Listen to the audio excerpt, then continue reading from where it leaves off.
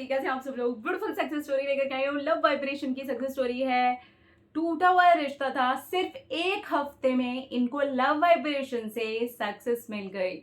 मतलब पूरी तरीके से ब्रेकअप हो चुका था, फैमिलीज इन्वॉल्व हो चुकी थी। इस तरीके की बहुत सारी सक्सेस स्टोरीज आ चुकी हैं जहाँ पे ब्रेकअप हुआ है, फैमिलीज इन्वॉल्व हो गई हैं। अब इंसान सोचता है कि यार अब हम कैसे आगे बढ़े। वहां पर सिर्फ एक हफ्ते के अंदर अंदर मैनिफेस्ट हो गया। चलिए देखते हैं कि क्या है सक्सेस स्टोरी। नाम शेयर करने के लिए इन्होंने बिल्कुल सामने से मना किया, ऊपर ही लिखा है मैं अपना नाम शेयर नहीं करना चाहती हूँ।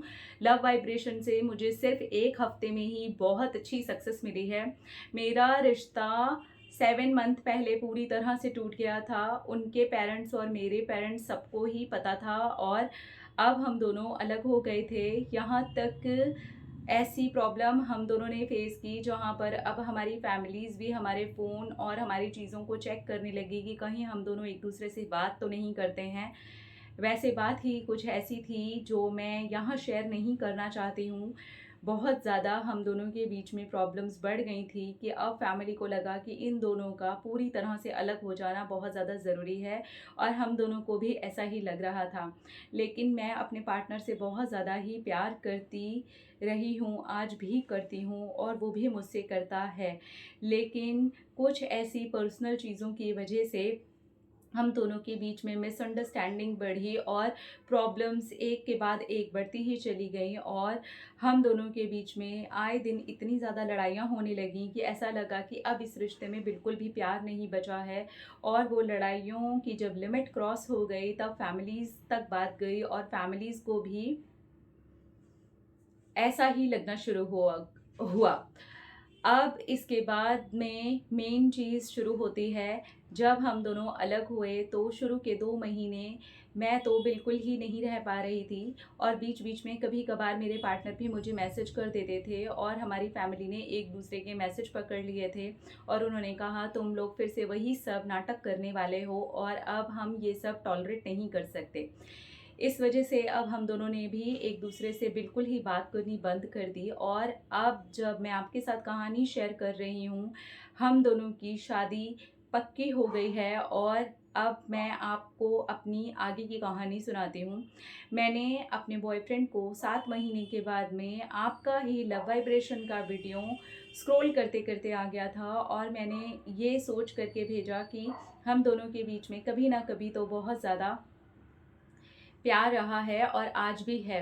लेकिन अगर कोई कर्मा है तो मैं उसे हील कर लेती हूँ और यही सोच करके मैंने अपने पार्टनर को लव वाइब्रेशन भेजी। मैंने सिर्फ उनको एक हफ्ता ही लव वाइब्रेशन भेजी।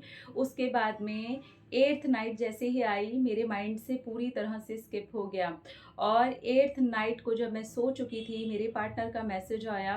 अब घर वाले मैसेज देखते हैं तो देख लेने दो, अगर बातें बढ़ती हैं तो बढ़ जाने दो, मुझसे अब और ज़्यादा कंट्रोल नहीं हो रहा। मैं पिछले एक हफ्ते से तुम्हें बहुत ज़्यादा याद कर रहा हूँ और मैं बर्दाश्त कर करके अपनी लिमिट को क्रॉस कर चुका हूँ। ये पूरा मैसेज उन्होंने मुझे लिख करके भेजा। जब मैं सुबह उठी तो मैंने देखा और मैं सच में हैरान हो गई कि मुझे सिर्फ एक हफ्ता ही हुआ है। जिस इंसान ने मुझे कभी 7 महीने में मैसेज नहीं किया, जिसमें हम दोनों की फैमिलीज़ इन्वॉल्व हैं, 100% झगड़ा हो सकता है, फिर भी उन्होंने मुझे रात को मैसेज किया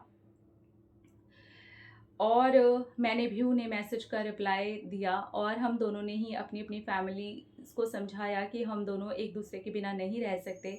हमारी वजह से जो भी फैमिली में और हमारे दोस्तों के बीच में और रिश्तेदारों में प्रॉब्लम्स हुई हैं, मिसअंडरस्टैंडिंग की वजह से जो इंसल्ट हुई है, हम दोनों सामने से जा करके माफ़ी मांग लेंगे। और वही हम दोनों ने किया भी। हम दोनों की वजह से ही बहुत ज़्यादा तमाशा हुआ था, इसलिए हम दोनों ने ही जा कर के सबके सामने सॉरी बोला और सबको अपनी तरफ से छोटे छोटे गिफ्ट्स दिए। अब सब पहले भी रेडी थे और अब भी सब रेडी हैं। अब फाइनली हम दोनों अपनी शादी के लिए आगे बढ़ चुके हैं और हमारा रिश्ता बहुत ज़्यादा प्यारा हो गया है। लव वाइब्रेशन सच में बहुत अच्छे से काम करता है। मेरा सिर्फ एक दिन का ही लेट गो हुआ और मुझे बहुत अच्छी सक्सेस मिली। Thank you, thank you, thank you Shambhavi, thank you love vibration को इतना ईजी करके बताने के लिए। Thank you. Thank you ji, thank you, congratulations, बहुत बहुत बहुत मुबारक हो। कई बार हो जाता है ना कि हम पार्टनर्स के बीच में इतना इशू हो जाता है, झगड़े बढ़ते जाते हैं, हम रो रहे हैं, लड़की वहाँ रो रही है, लड़का वहाँ रो रहा है, घर वालों को लग रहा है कि यार दोनों ही डिप्रेशन में आ गए, ये यहाँ परेशान, वो वहाँ परेशान, अरे छोड़ो यार ऐसा रिश्ता। फिर धीरे धीरे, मुझे नहीं पता, इन्होंने पूरा डिटेल में रायता नहीं लिखा, लेकिन मैं ऐसे बता रही हूँ, ऐसा कॉमन कभी कभार हो जाता है ना, तो ऐसा कुछ हुआ, या शायद हो सकता है भाई इससे कुछ ज़्यादा बड़ा हुआ हो, क्योंकि इन्होंने काफ़ी पर्सनल चीज़ें हैं जो नहीं लिखी हैं, हाइड कर दी हैं। तो कुछ भी हुआ हो, ठीक है, फैमिलीज इन्वॉल्व हो गई, रिश्ता पूरी तरीके से टूट गया, घर वालों का एक डर भी बना हुआ था, क्योंकि घर वाले अब इन्वॉल्व हो गए थे कि कोई मैसेज हम नहीं देख लें। ठीक है, मैं समझती हूँ, कभी कभार ऐसी ज़्यादा ही सिचुएशन ऐसी हो जाती है तो इंसान को लगता है कि हम ही बच्चों पर कंट्रोल कर लें, चलो ठीक है। लेकिन बच्चों को भी ये फील हो रहा था कि हम पर कंट्रोल होना बहुत ज़्यादा ज़रूरी है, क्योंकि हमने इतना ज़्यादा रायता फैला दिया। इन्होंने हर जगह एक्सेप्ट किया कि इनकी गलतियाँ थी दोनों पार्टनर्स की।